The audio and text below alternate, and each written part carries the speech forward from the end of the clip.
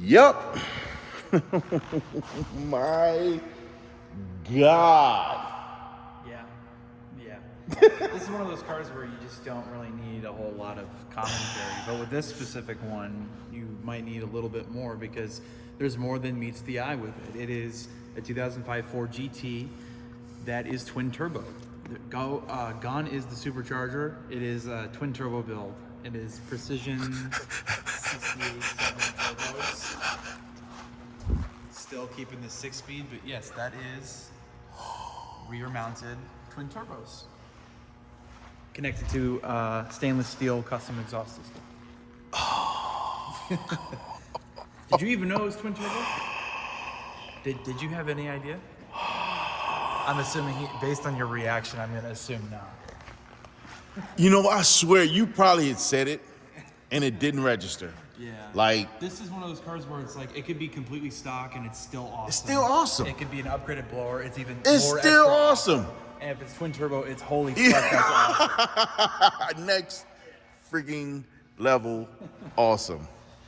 Yeah, so, yeah, this is, Oh my God, bro.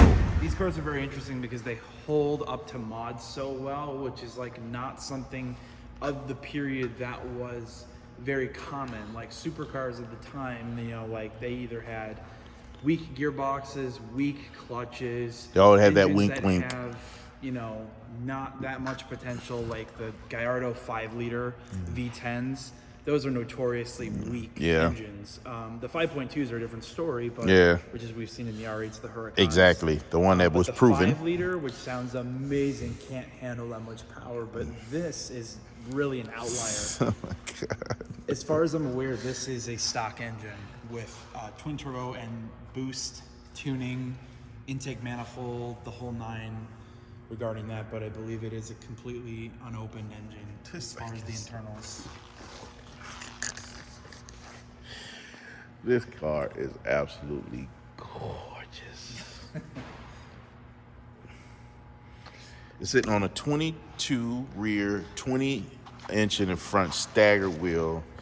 And it comes with smaller wheels though. Got another set of wheels that comes with it. CCW. 19-inch front, 20-inch rear. That's more the drag setup. This is more like the show setup. You want a bigger tire with something like this, especially with the turbo. I could tell because this tire is not as wide as what actually comes on here. This looks like it's probably about 11 inches wide. It is about the same width. It's more about the actual tire, the height of the tire. You're not going to really get a drag tire that's this thin. No, not by any means. And you think this is about the width? Because my tire looks like it's wider than this one. And I know that these tires are wider than my car. Well, here's the other thing. I think it actually might be slow.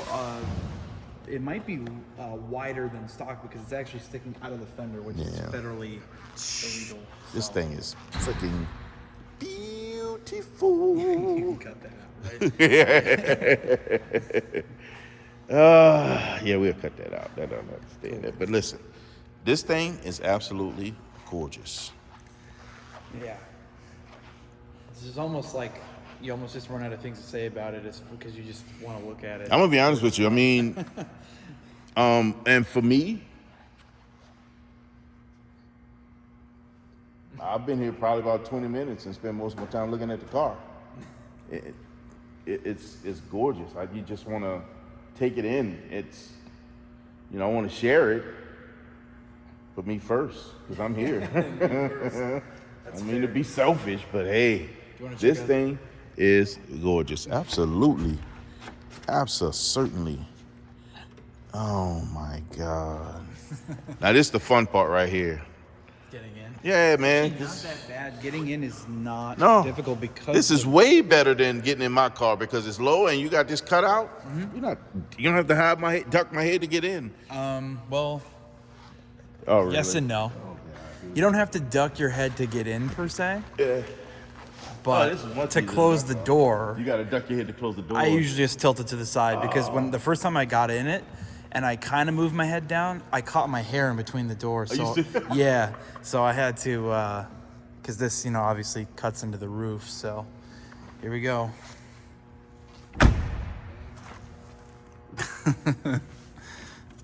There we go. This thing is, yeah. I see your point. Yeah. Because even after it's closed, it's a little cutaway. Right.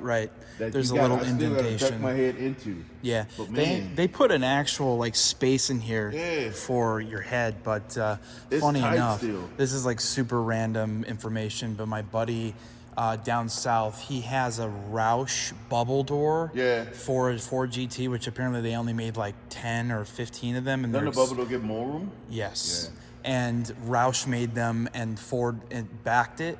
Like, well, I don't think Ford backed it, but Roush made it as an option for guys who wanted to track these things, because you can't fit with a racing helmet in these things very easily. Right. Oh, that's right. So they had this bubble door for people who want to actually race them and put them on the track. Yeah, because So these seats it sits you at a very comfortable. These are far more. I've never sat in a Ford GT. This is the first time I've ever sat in a Ford GT. right. And I never knew what the seats would feel like. This thing feels feels pretty good. Yeah. Feels pretty good. It's definitely pretty comfortable as far as like the seating goes. It's like I can definitely live with it for sure. I could. Yeah. Yeah, this is not uncomfortable by any means. It'll actually take me being in it and running it and to see how, if we hit a point of uncomfortability, should I say. But right now, right off the bat, yeah, I'm still in awe. Like, yeah, bro, I am sitting in a Ford GT. I've never sat in one before. And Really? I love this car. Wow. I love this car. Yeah, it's really cool. Everything about it is just right. Ooh, the pedals are close. Ooh, super close. And just the layout of everything, you know, race car feel with the switches up front, toggle switches. It's weird to have something so compact in the way they design and put things in places. Like AC right here. Yeah. Isn't Where that else you gonna put it? crazy? Yeah. Where else can you put it? Because you got switches up here. My You got favorite all the thing- gauges to see everything, but Yeah. My favorite thing about it is where's the screens? There's no screens. No It's all screens. like analog, you know? It's just It's special. dials, buttons down there. it's There special. you go. Toggle switches. There's only one little digital screen for the mileage, which is it's And I think these are it's- aftermarket digital screens. yeah, so those are for And it's about a mileage. That is the mileage screen, but that's it. And then you got a radio and that's it. And this is the radio, guys. We're not talking nothing super fancy. Actually, here's something interesting. The Macintosh for this is renowned to be amazing. Oh, this is Macintosh. No, Macintosh is a good radio. Oh, fantastic. And I can't see it from the starter button. right. But I didn't know that was fantastic Macintosh. stereo. I haven't tried it yet. I'd like to, but yeah, Man, this thing it's cool. It's beyond cool. is beyond This cool. is like forever cool. Like sitting in this car is this is a special car. I like this a lot. I'm speechless, guys. I really do like this car a lot. I'm telling you. And what's the price tag on it so I can get that out my brain? We're asking $399.8 Yeah. for this one. That's a house for me, guys. Yeah. Yes, sir. It's a house for most people. Whatever. You can't race a house. Can't race a house though. It's true. You cannot race a house. There's live no in the car for a little bit. for a little while. Yeah. Oh my God! And this just a cushion armrest. There's nothing there. Here's what AC switches are, as I described before. Billet aluminum shifter. It just feels very race car. There's just a good style about everything in it. It really is. Such a good style. It's like the placement of like the shiny bits and then the black parts. It's like, and the cool thing is too is a lot of the seats that you could get in these had like you see the holes on the seat Yep. next to you. They could have like the aluminum alloy kind of thing. oh yeah, I've seen those. Yeah, the little the circles, basically the circle part of the Yeah. aluminum. I think it's like ventilation for the seat. Yep. So yeah. Man, and you know what I really love about this? And what year is this again? 05. This is an 05. It doesn't feel dated. Yeah. It doesn't feel dated. It feels like a race car. To me, it kind of feels like an 05, but it also looks like a 66. Yeah, that's what I'm talking about. Yeah. So it feels like something that's timeless, not dated, if Right, that makes right. sense. Yeah. It feels more timeless than it feels dated. Because I've been in cars, you're like, God, they need to do something and upgrade this. Dated? This right here, I'm like, let's do it. Here's a good example of dated, not timeless. The Maserati Gran Turismo interior. Absolutely. That's my... It's so old. 2017. There you go. 2010. Looks like exactly. That is not timeless. That is absolutely dated. Those cars, but man, they are dated. Dated. Very dated. And I think the Germans, they push their cars until like the emphasis of how far they can go with a style on the interior before they change it. Audi stayed in style that one particular. It got dated over time. Yeah, I think it's just a lot of reasons. But... This thing is, yeah, man. I'm gonna hold it. Yes, sir. All right, Thank you. here he is getting out. Much lower than the others, but it feels so good. Yeah, it's just such a cool car. Everything about it is just like... Here, actually, let me show you how we get to the engine. Ooh, yes. So Yes. I actually had to ask for help. Are you serious? There's a latch, apparently, right here, right on the roof. There's a plastic little latch I'm gonna grab, and it clicks like that. Hope y'all saw that. And I don't believe that this has... See, there's a secondary latch that's stopping me. Yeah. Regularly, it doesn't have that, but it's specific to this car because it was added as like a safety thing. You're making like 1,000+ horsepower with this car. Yeah, so if this thing is halfway up, it's gonna fly up and flip off. You just kind of sort of push this latch out, and there you go. That's it. And then this comes up nice and easy. So that's the secondary, all billet aluminum. Oh my God. And the turbos sit right back there. This thing is gorgeous. It's a legit build. I mean, like the welds on this thing are gorgeous. Absolute legit. I love the welds on the intake manifold. It's so cool.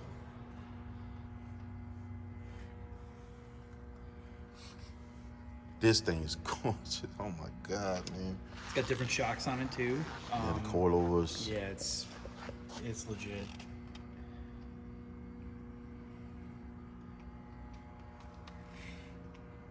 Yeah, I'm certain these tires are a little bit not as wide as the other ones.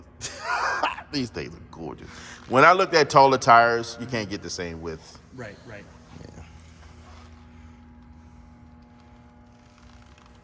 Oh my God. Beautiful. Yeah, so there's just not much to it as far as like, I mean, there's consistent good upgrades, safe upgrades with this, but you know, it's these engines, they just don't need much to just absolutely destroy, destroy tires and destroy, I mean, they destroy tires stock. But This thing look like it. Turbos, it's ridiculous. This thing look like it can rotate the earth. Yeah, it is. It's really cool. Man, this is a beautiful car, man. I'm still in awe. It's just it's just beautiful, guys, for real. This is like I said before, like this is one of those cars where it's like there's a bunch of information on this, and what makes this one very specific to others, and what makes this like super badass. But I just want to look at everything. I do. It's hard to even talk about it because it's just so nice. Everything's aesthetically pleasing. Like, to your point, it's one thing to read it on paper. Yeah. But to actually come and look at it and appreciate it, that's a whole nother ballgame. Yeah, this just feels like kind of different league of special. Absolutely. Absolutely. How many miles is on this? 17,000. 17,000. And it just got serviced. 17,000 miles. 05. Over 1,000 horsepower. So this makes 800 wheel on 93 octane and 1,000 wheel horsepower on C16 race fuel. So with C16 race fuel, you're around like 1,200 to the crank. Jeez. The whole motors are these are factory forged, just like the Terminator Cobras, but they have like Manley rods and pistons from factory. Similar scenario here. That's why so many of these things, when they got cheap in 08 and 09 and 2010, like so many of these became twin turboed and big blower, and a lot of these were drag raced. I had a comment on our video we did the other day. Someone was asking why has no one made a new GT 2017 and Yeah. up, GTR Slayer? It's like, well, you got to think of the buy-in price. It's Yeah. $450,000. Yeah, just to get in a door. Just to get in one. Yeah. And then you're dealing with a 2-year ownership contract from Ford, and then when the contract is up, the value of the vehicle is nearly doubled. It's kind of So hard to say, it's okay, it's time to play with it. it's- No, That's why no one's really done anything with it yet. it's hard to agree to play with it. It's a shame because it would be a monster. I guarantee it. Probably why it's a whole They're lot as fast easier as for they're- guys to build cars than it is to buy something like this because it's cheaper. From a C701 Corvette is, C701's got the big tall wing which slows it down, but they are like the same speed, and there's a big power difference between the Yeah. two. That's just a testament to the engineering of the Ford GTs. They're just crazy. They're crazy. That's bananas, guys. You gotta love it, man. She is absolutely gorgeous. Oh my One of God. my favorite gimmick of the whole car. What's that?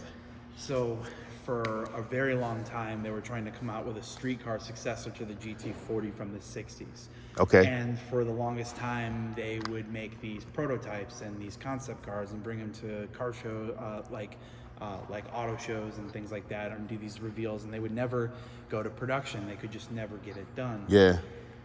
And then they ended up at square one. They found out, why are we trying to make an evolution of the GT when we can just remake the GT, which is why these are so similar to Yeah. the new actual Yeah. Mark 1 and Mark 2 GT40s. Yeah. So it just so happens in 2003 when they rolled out the concept car to the public, it was the 100-year anniversary of Ford. Okay. 1903 is when it started. Yeah. 2003 is when they debuted it. And with the headlight, you can see 100 years. Wow, that's cool. Yeah. Do you know about that? No, I did not. That is absolute. Can't make this stuff up. Yeah. That's pretty cool. Production happened in 05, so I guess it's a little bit beyond the point, but still, the fact that they were able to roll it out and then actually produce it with the 100 in the headlights is pretty rad. That's Really clever. Yeah, for sure. That is really clever. I like that. I did not know that. Yeah. I love this car, and I'm gonna tell you, I never knew that. These cars are very interesting. The history of them Jeez. is very, very cool, because the context of the history is also written in the fact that no one wanted them. They were really popular for 1 year. I mean, they were open production from 2005 to 2006, and that's crazy to think about. Same thing with the Carrera GT Yeah. from Porsche. They only sold like a little over 2,000 of those, and I think these are relatively in the same category or ballpark. And those two cars are like revered as ultimate drivers' cars of their generation. Right. So it's kind of funny that no one wanted them though. That's weird to me. Yeah.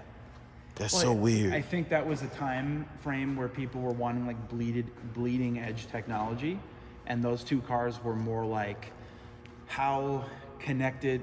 The more connected you are to the road, the more technically flawed the car is, because Yeah, the no. point of transportation is to be disconnected from those Yeah. things. But this transcends transportation. You're not buying a Ford GT to go to fucking Walmart. Yeah, and I think So- they're beyond that time too. Yeah, for You know, when they first came out, this is so much technology, and even now, and again, this is when we get around that statement of being timeless, is that you're talking a car that, although it has an age, this thing sits amongst some of the most new cars. Now, I mean, the newer cars that are out right now, exotics, hypercars, supercars, and holds it on its own, standing still. Right. I think the interpretation of an honest representation of what it's trying to be, this is an homage to the Mark 1 and Mark 2 Absolutely, GTs. absolutely. And it's very honest about what it is trying Yeah. to be, and I feel like that is something that is timeless. Yeah, We've kind of went over the whole Viper thing and Yeah. how I feel about Vipers. Is Yeah. The reason they died, Yeah. similar reason why this was only made for 2 years, is these cars are a little too honest for people. yeah, it's really honest for people. It tells a completely different story than that of, honestly, the Corvette. You know, it's an entirely different story. Corvettes, they're impressive cars, but they make them for regular production. Yeah, And they evolve and they change, and that's cool. That's what they're made for. They're not designed to be what Viper was designed to be, or what GT was designed to be. They pay a whole nother level of respect to race cars than the Corvette. Although the Corvette is no slouch, Definitely not. Never want to put that out there. But it doesn't hold the same level of nostalgia, especially as this one does, to what it was designed to mimic. Corvettes are designed to be used at a considerably higher rate than Absolutely, something like this. absolutely. So, but what's funny is a lot of people did drive these, and they drove them a lot. There's several that are over 20, 30, 40,000 miles. And, they were designed to be driven. And like most of these cars are, it's just that when you're making it harder for people to drive them often is when you have situations where they don't get any miles. Yeah. 2005, 2006, they were struggling to sell a lot of them, so they would offer a second allocation to someone who already bought one. So they will have a bubble car, and then a car that that they sit in like 60 miles maybe, or delivery miles, and then they have the car that they beat on in twin turbo and super, put a bigger blower on it. His was interesting. With these that you don't drive, they break. Yeah, You have to drive them. You have to drive these things to get them to continue to perform. That's the most interesting. And I think that's the most consistent statement I can make about any of these really high performance super or hypercars. You have to drive them or they break. Absolutely, for sure. That's with everything. You got to drive it. That's just the reality situation. A little bit of a juxtaposition from the 6 mile prefix Viper over there. Right. But that's a car that kind of starts and ends its life as something that's not really practical at all. That is a one-of-one car. It's kind of hard for you to say, okay, let's go to run to the Walgreens. And no. It's different because even if you PPF'd it, there's no clear on the paint. There's no clear on the paint. You paint. change the look of the car when you PPF it. Absolutely. Yeah. I mean, you could do a matte PPF. And Still going to change the look. I think slightly. The reality of the situation is even a PPF, it would have to be so high maintenance to drive it. Yeah. It would be really cool. Yeah. Don't get me wrong. It would be amazing if someone bought that car and started driving it. Yeah. I'd be like, I'd lose my mind. Yeah. The reality of the situation is it's not going to happen. No. Because if you're going to buy one you can drive, why would you waste your time with a 6, Exactly. Because we have a What you're going to pay for that? Let's be realistic. Exactly. So, that's the deal. This man is hardworking, man. Always working. You can't run the establishment and work the establishment. We're gonna ruin your video. We're gonna start pulling shit out.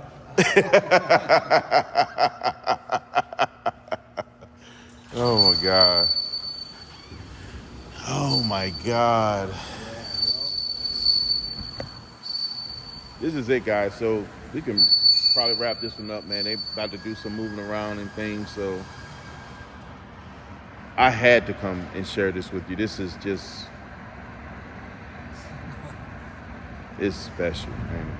Oh, yeah. It's special. Last thing to do is to start it up. Yeah. Ready?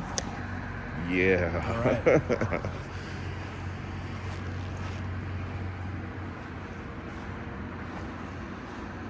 Say the word.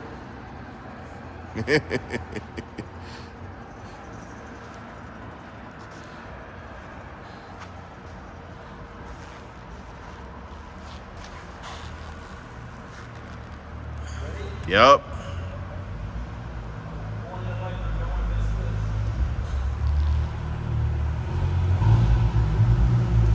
Listen, man, you can never get enough Vipers here at Illinois Motors. Sheesh. Another one. Ooh, this Cadillac is beautiful. Man, listen, guys, as I tell you, anyone, anywhere can come to Illinois Motors and find something that they're going to fall in love with. You can't beat this stock, guys. You cannot beat it. Come through, guys. Come through.